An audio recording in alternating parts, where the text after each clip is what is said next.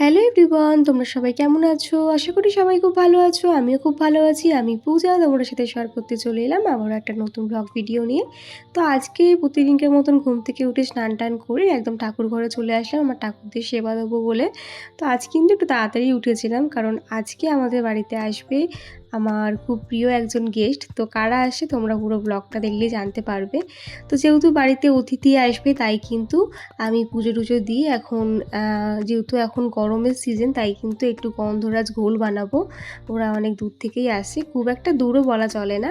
আর এই গন্ধরাজ ঘোলটা কিন্তু আমার হাতে খেতে সবাই খুব পছন্দ করে। তাই দেখো আমি এখানে তোমার দাদাভাই কালকে যেই দইটা নিয়ে এসেছিলো সেটা দিয়ে কিন্তু এখন ঘোলটা বানিয়ে ফেলছি, বানিয়ে ফ্রিজে রেখে দেবো। তো দেখো বলতে বলতে কিন্তু কিছুক্ষণ পরে আমার বাড়িতে গেস্ট চলে এসেছে। তো দেখো এসেছিলো আজকে আমার ছোট ননদিনী আর ছিল হচ্ছে মাসিমণি। তো মাসি আর আমার এই ননদিনীর কিন্তু সানডের দিনই আসার কথা ছিল, যেহেতু আমাদের পাপান সোনার শরীরটা খারাপ ছিল তাই আসতে পারেনি। তো দেখো পাপান সোনা এসেই কিন্তু তার বনুকে চকলেট দিয়ে দিচ্ছে। তো ও কিন্তু অনেক দিন ধরেই বলছিল মামিমুনির বাড়ি যাব, মামিমুনির বাড়ি যাব। তো ফাইনালি আজকে আসলো অনেক বাধা অতিক্রম করে। যাই হোক, ওর শরীরটা খারাপ ছিল বলে সানডে আর আসতে পারিনি। তো দেখো প্রথমেই আমার এই জামাইবাবুকে আমি ঘোল দিয়ে দিলাম। তো বনি আমাকে ব্লগটা শ্যুট করে দিচ্ছিল। তো তারপরে দেখো বনিও ঘোলটা নিয়ে নিল। তো ওরা খেয়ে বললো ওদের খুব ভালো লেগেছে। তারপরে কিন্তু মাসিকে দিয়ে দিলাম। মাসি যেহেতু ঠান্ডা খায় না, মাসি বললে একটু রেখে খাবো। তারপর দেখো ঘোল টোল খাওয়ার পরে এখানে কিন্তু গিফট আনবক্সিং হচ্ছে। তো এই যে ড্রেসটা দেখতে পাচ্ছ এটা ওর ছোটো পিমুনি দিয়েছে মাম্মামকে। আর ওটা গিয়েছিল রিসেন্টলি শান্তিনিকেতন, সেখান থেকে আমাদের জন্য অনেক গিফট কিনেছিল। সেইগুলোই কিন্তু এখন আমাদের আজকে দিতে এসছে, অনেকদিন ধরে বলছিল আসবে। আর এই যে এই জামাটা দেখলে এটা আমরা দিয়েছি পাপানকে পয়লা বৈশাখ উপলক্ষে। তো এখানে দেখো আর একটা এই যে হাফ প্যান্ট আর এই টি শার্ট যেটা এটা ছিল পুকুর জন্য, মানে ওর দিদির জন্য। তো দিদি আজকে আসেনি, তো দিদির জন্য জামাটা পাঠিয়ে দেওয়া হবে। আর এই যে জামাটা মাম্মাম পরছে এটা কিন্তু মাসি এনেছে শান্তিনিকেতন থেকে মাম্মামের জন্য। আর এই ব্লাউজটা ছিল মাকে এনে দিয়েছিল মাসি, একটা বনি দিয়েছে ব্লাউজ পিসটা, আর ব্লাউজটা ছিল মাসি এনে দিয়েছিল। আর এই যে ব্যাগটা সেটা আমাকে বনি দিয়েছে। আর এই যে দেখতে পাচ্ছ এই সুন্দর হারের সেটটা সাথে একটা ইয়াররিংও ছিল যেটা আমাকে দিয়েছিল হচ্ছে বর্দি ভাই। তো খুব সুন্দর হয়েছে গিফটগুলো, আমার খুব পছন্দ হয়েছে। তুমি যদি ব্লগটা দেখে থাকো তোমাকে কিন্তু এখানে রিভিউটা দিয়ে দিলাম। প্রতিটা গিফটই খুব পছন্দ হয়েছে আমার। তারপরে দেখো গিফট টিফট দেখার পরে আমি চলে আসলাম চিকেন বানাতে। তো যেহেতু ওরা এসেছে তাই কিন্তু আজকেও রান্নার একটা দায়িত্ব আমি নিয়েছিলাম। চিকেনটা আজকে আমি করছিলাম, আর লাউ দিয়ে মাছের মাথা দিয়ে হয়েছিল সেটা মা করেছিল, আর চাটনিটাও মা করেছিল।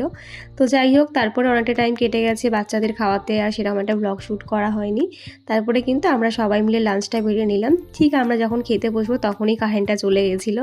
তাই কিন্তু মাসি আর বনির খাবারটা টেবিলে সার্ভ করার পরে কারেন্ট চলে গেছিলো বলে ওরা বললো বারান্দায় বসে খাবে, সবাই মিলে খাবো। তাই দেখো এখানে আমি, মাসি, বনি, মা সবাই মিলে এখানে সবার খাবার বেড়ে নিয়েছি। আর বাচ্চাগুলোকে আগেই খাইয়ে দিয়েছিলাম। তোমাদের তো বলেইছিলাম আগের ব্লগে মামামের শরীরটা ভালো নেই, তাই ওরা একদমই খেতে চাইছে না।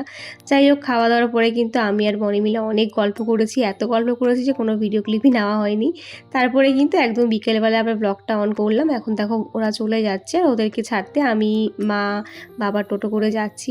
আর জানো তো আকাশের ওয়েদার কিরকম একটা ভালো না, তাই কিন্তু তাড়াতাড়ি করে বেরালাম, কারণ মামামকে নিয়ে যাচ্ছে, ওর তো এমনি ঠান্ডা লেগে আছে।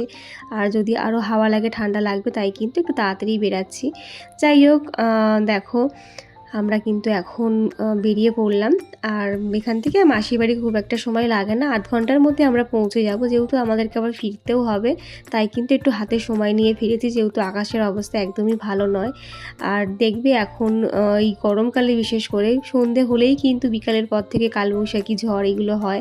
তো দেখতেই পাচ্ছ আমরা কিন্তু গল্প করতে করতে এখন চলে আসলাম মাসির বাড়িতে। তো ঠিক যখন মাসির বাড়ি ঢুকবো তখনই কিন্তু আকাশের অবস্থা ভীষণ কালো করে এসেছিল। তাই কিন্তু কোনো রকমে ঢুকে বনি আমাদের জন্য একদম 5 মিনিটের মধ্যে চা করে দিয়েছিল। 5 মিনিটও বলা যাবে না, তারও কম সময়ের মধ্যে চাটা করে দিয়ে জাস্ট চাটা করে আমরা চাটা খেয়েই কিন্তু আবার বেরিয়ে পড়েছিলাম। তো দেখো আসার সাথে সাথেই বনি জাস্ট মানে চেঞ্জও করতে পারিনি, তার মধ্যে আমাদের জন্য চা করে দিয়েছিল তাড়াতাড়ি করে, যেহেতু বাবা তারা দিচ্ছিলো আর আকাশের অবস্থা খুব খারাপ ছিল। আর এখানে দেখো ওরা দু ভাই বোন মিলে কিন্তু চকলেট শেয়ার করে খাচ্ছিল। তো দেখো ওরা দুজনেই চকলেট খেতে খুব পছন্দ করে, যেরকম পাপান পছন্দ করে, যেরকম মামামা পছন্দ করে, দুজনে মিলে চকলেট খাচ্ছিল। খাচ্ছিল। তারপরে দেখো বনি আমাদের জন্য চা বিস্কিট এনে দিল, সেটা খেলাম। খেয়ে কিন্তু এখন বেরিয়ে পড়বো, কারণ বাবা খুব তাড়া দিচ্ছে আর আকাশের অবস্থা সেরকম একটা ভালো না। তো খুব সুন্দর একটা সময় কাটালাম। লাস্টে কিন্তু ভুলেই গেছিলাম বোনের সাথে ফটো ভিডিও নিতে, তাই বোনের সাথে একটু ফটো ভিডিও নিয়ে নিলাম। তারপরে কিন্তু আমরা বেরিয়ে পড়লাম বাড়ির জন্য। তো দেখো বেড়াতে বেড়াতে আকাশের অবস্থা কতটাই না খারাপ।